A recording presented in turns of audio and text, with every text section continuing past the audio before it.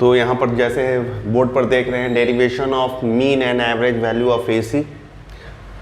तो ये mean value या average value of alternating current होता है 0.637 I0। ये तो होता है, ये कहाँ से आया, आज इसका डेरिवेशन करेंगे। ये कहाँ से आया है, आज इसका डेरिवेशन करेंगे। सेकेंड डेरिवेशन RMS पर होगा, RMS 0.707 I0। ये फार्मूला कहाँ से आया, इसका डेरिवेशन करेंगे। और एग्जाम में भी पूछा जाता है, ज़्यादा इम्पॉर्टेंट RMS है। आपका कीमती समय को बर्बाद ना करते हुए हम वीडियो को जल्द से जल्द स्टार्ट करते हैं। दोनों को बनाने से पहले थोड़ा सा मैथ, अगर थोड़ा सा मैथ होगा इसमें, कैलकुलस किस टॉपिक को, इंटीग्रेशन को। अगर आपको आता है तो अच्छी बात है, जिन बच्चों को नहीं आता है वो सीखेंगे, नहीं तो आपको लगेगा कि ये डेरिवेशन फिजिक्स से तकलीफ दे रहा है। फिजिक्स नहीं देता है, इंटीग्रेशन जिन बच्चों को नहीं आता है। तो 3 क्वेश्चन करेंगे इंटीग्रेशन का। ये 3 क्वेश्चन से आपका ये जो टॉपिक रहेगा इसमें आपको दिक्कत नहीं होने वाला। जैसे हम एक सवाल मैथ कैलकुलेट इंटीग्रेशन में पूछेंगे, क्वेश्चन नंबर 1, ये 3 क्वेश्चन देंगे। Integration of sine x dx, पहला इंटीग्रेशन जो कि फॉर्मूला ही है, तुरंत लिख दे। तो चलो इसका भी आंसर भी लिख दिए, माइनस कॉस x। आंसर आ गया, कोई दिक्कत नहीं, ठीक है। दूसरा क्वेश्चन हम करने जा रहे हैं। अगर मान लीजिए यहाँ पर हम साइन 3x या तुम्हारा 5x करके दे दें, क्या दे दें, 5x dx, तब इंटीग्रेशन क्या होगा, अगेन माइनस कॉस 5x आपको लिखना चाहिए, ठीक है। क्या लिखिएगा, साइन, जैसे साइन x का कॉस x होता है वैसे ही आपका साइन 5x का माइनस कॉस 5x लिखा, बस यहाँ पर ये। और उसके बाद जो ये पोर्शन है ना, इसको यहाँ पर लिख दीजिएगा।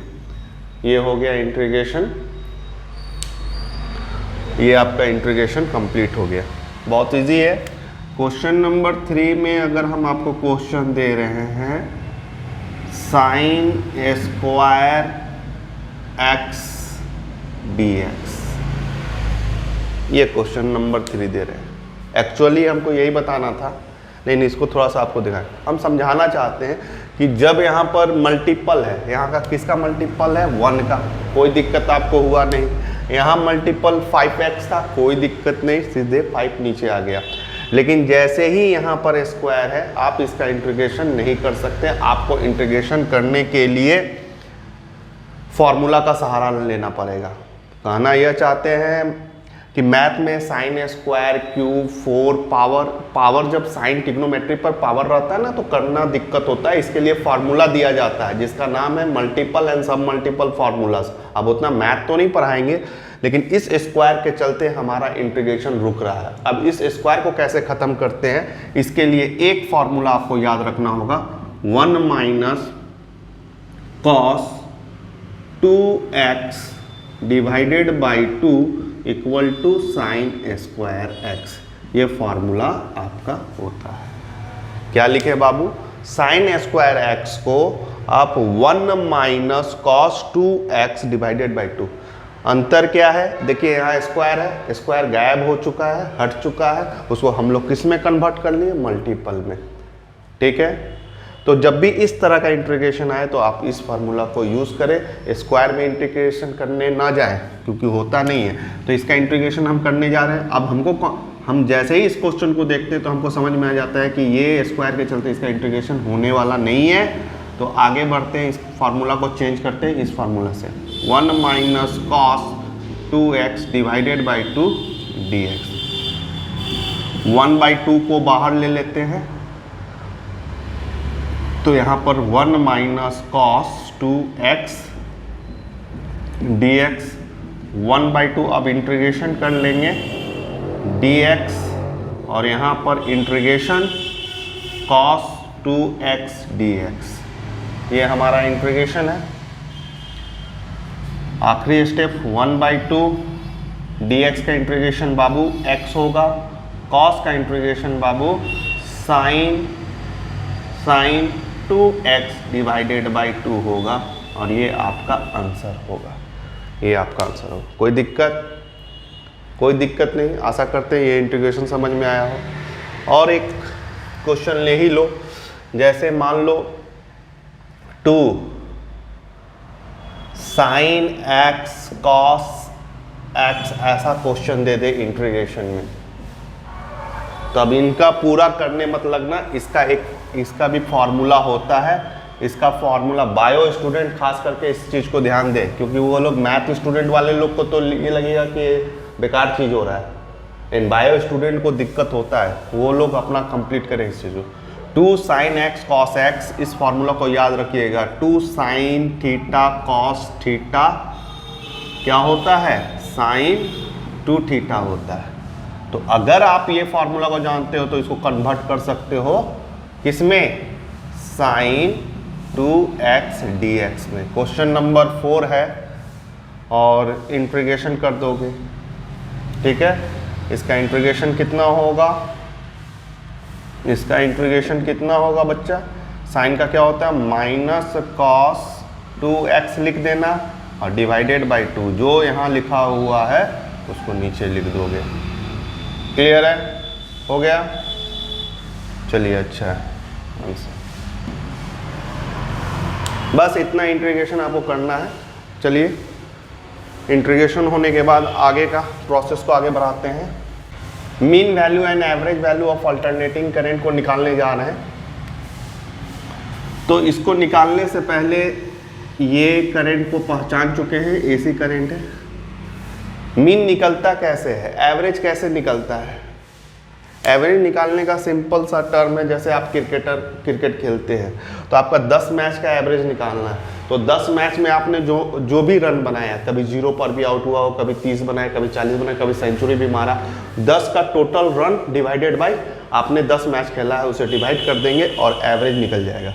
ठीक इसी तरह से इस तुम्हारा मैच को हम इस तरह से रिप्रेजेंट कर रहे हैं। तुमने पहला दिन 0 बनाया, फिर दूसरा दिन 10, फिर 40 रन बनाया, फिर 50 मारा, एक दिन आपने सेंचुरी मार दिया, फिर आपका परफॉर्मेंस डाउन हुआ। इस तरह से इन कंटिन्यूअस 10 दिन का परफॉर्मेंस को हम देख रहे हैं। यहाँ पर ये जो डॉट है वो आपका परफॉर्मेंस है, और आपका परफॉर्मेंस किस दिन बैटिंग आपने अच्छा किया, सबसे मैक्सिमम पर जो है वो है जिसे I0 कहते हैं। ये सब बताया गया है।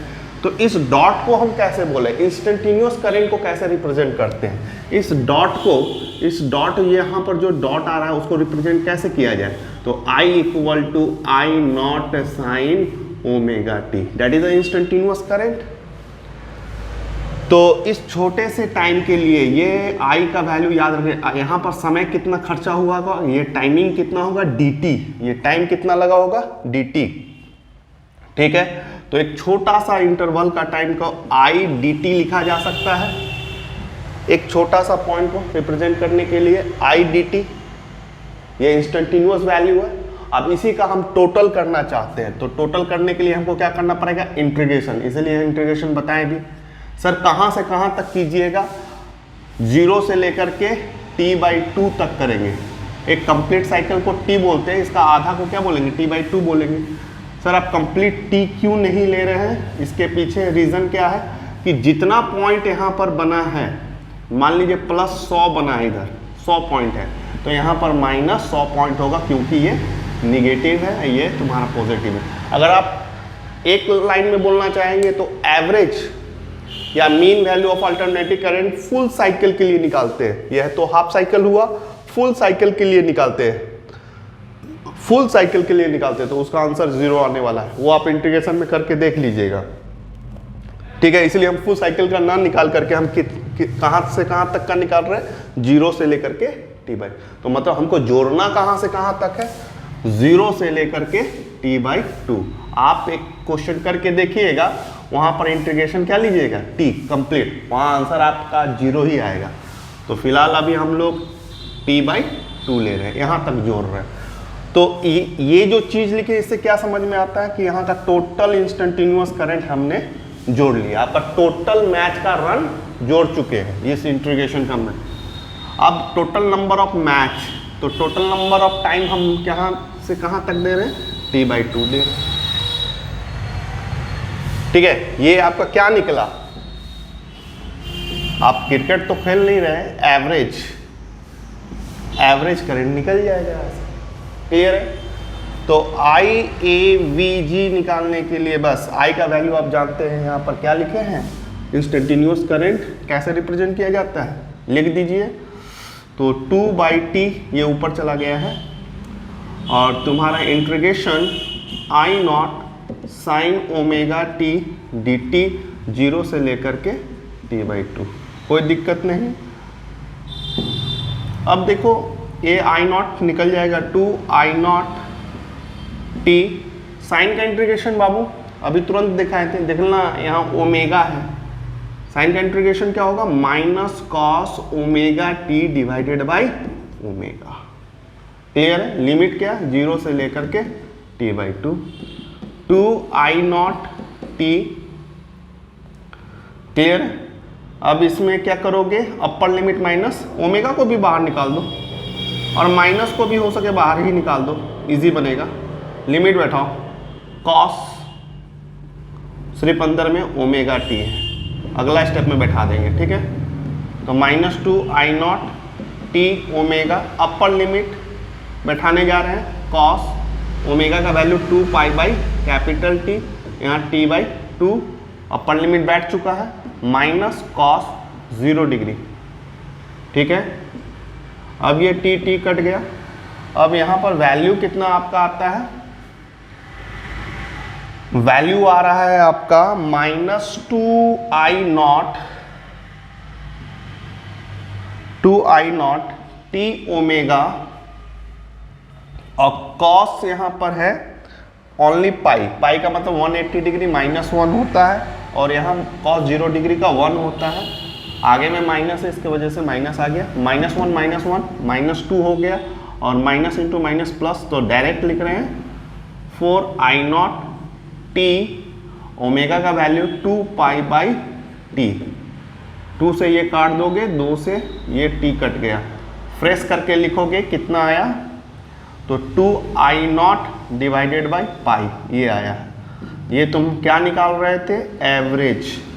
देखो इसको डिवाइड करके चेक कर लेना, पाई का वैल्यू 3.14, इसको 6.37 0.637 I0 के बराबर आया, ये हुआ तुम्हारा मीन। यहाँ पर फिजिक्स से ज़्यादा मैथ है। एवरेज कैसे निकालते हैं ये समझ में आता है, इंटीग्रेशन कैसे निकालते हैं ये समझ में आता है। ये क्वेश्चन कुछ नहीं है, ठीक है। तो शॉर्ट में बोलेंगे तो RMS बहुत ही इंपॉर्टेंट है आप लोगों के लिए।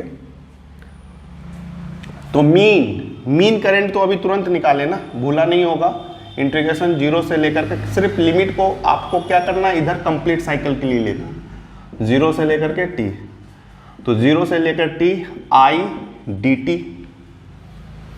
ले लिए, यही ना एवरेज है। और टाइमिंग कितना लोगे, तो छोटा लिखते हैं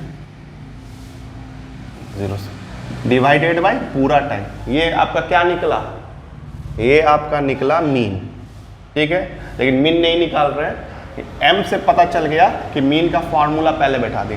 उसके बाद s का मतलब क्या है, स्क्वायर, तो I पर स्क्वायर करोगे, किस पर स्क्वायर करोगे, I पर स्क्वायर करोगे। और उसके बाद क्या है, रूट का वैल्यू 1/2। अगर इतना काम कर देते हो तो ये आपका RMS निकल जाता है। अच्छा, एक चीज़ पूछना चाहेंगे, जैसे यहाँ पर y = √x है, अगर इस रूट को इधर करना चाहोगे या रूट को हटाना चाहोगे तो स्क्वायरिंग बोथ साइड कर सकते हैं, तो y² = x। हाँ, या सिंपल बोले कि कोई भी रूट रहेगा इधर आएगा तो आपका स्क्वायर होता है। तो ठीक इसी रूट को हम इधर लिखना चाहेंगे RMS, तो स्क्वायर हो गया, ठीक है। ये रूट हट गया, बार बार लिखने का जरूरत नहीं है। I का वैल्यू हमने बताया वो आता है इंस्टेंटेनियस वैल्यू को कैसे लिखते हैं, I0 sin ओमेगा t का स्क्वायर है, dt है, इंटीग्रेशन है, और टाइम 1/t है, 0 से लेकर के t तक। बैठ गया है सब कुछ, क्लियर है, कोई दिक्कत नहीं। स्क्वायर कर लीजिए, RMS का स्क्वायर, ये बार बार नहीं लिखेंगे हम, 1/t आई नॉट का स्क्वायर, आई नॉट का square sine square omega T D T, 0 से लेकर के limit t, equal to I naught का स्क्वायर t साइन, इस बार क्या आया बच्चा, sine square omega T D T. इसीलिए स्टार्टिंग में आपको इंटीग्रेशन, इसका इंटीग्रेशन नहीं होगा, इसका इंटीग्रेशन करने के लिए आपको वही फॉर्मूला लगाना होगा जो आपको स्टार्टिंग में हमने बताया था। चलिए स्टार्टिंग में वाला फॉर्मूला लगाते हैं। तो आई नॉट का स्क्वायर डिवाइडेड बाई टी, इसका स्टार्टिंग फार्मूला था 1 minus cos 2 omega T divided by 2 integration 0 से लेकर टी डी टी बन गया। 2 को भी बाहर निकालो, ये कोफिशिएंट है 2t। अब आपका क्या होगा, यहाँ डी टी 1 से मल्टीप्लाई 0 से लेकर के t ब्रैकेट माइनस 0 से लेकर के t cos 2 omega T D T bracket close, multiply कर दिए हैं, ठीक है। कांस्टेंट को निकाले, 1 से मल्टीप्लाई हुआ, फिर इंटीग्रेशन इसके साथ हुआ। तो आई नॉट का स्क्वायर 2t dt का इंटीग्रेशन आप लोग जानते हैं कितना होगा, t लिमिट कितना बैठाओगे, t से लेकर कॉस का sine 2 omega t divided by 2 omega, ठीक है, 2 ओमेगा, लिमिट बैठाओगे 0 से लेकर के t, ठीक है। अब देखो आई नॉट का स्क्वायर 2t, अपर लिमिट कितना हो जाएगा, t माइनस 0। अब इसको करते हैं साइन t बैठाएंगे, तो देखो साइन 2 ओमेगा का वैल्यू 2 पाई बाई t, और t हमने अपर लिमिट को बैठाया, उसके बाद माइनस लेंगे, ये t कटेगा, और फिर साइन 0 डिग्री और डिवाइडेड बाय 0 बैठाने के लिए इतना कुछ नहीं कर सकते, मल्टीप्लाई होकर के 0 हो जाएगा, और 2 ओमेगा। साइन 0 डिग्री बाबू कितना होता है, 0 होता है, साइन 4 पाई भी 0 होता है। तो यहाँ पर आपका आई नॉट बचा, स्क्वायर बचा, 2t बचा, इंटू t बचा, t कट गया, t आपका कट चुका है। चलिए ये फ्रेश करके यहाँ तक राइट डाउन करें। 99% कंप्लीट हो चुका है ये डेरिवेशन।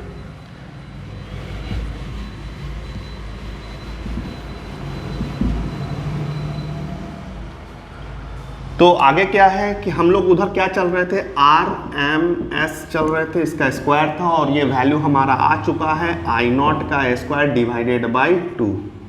तो बाबू इसका स्क्वायर इस पर फेंकने के लिए हमको क्या करना पड़ेगा, रूट उधर वापस दे देते हैं, रूट आई नॉट का square divided by 2, I not आराम से निकल जाएगा, रूट 2।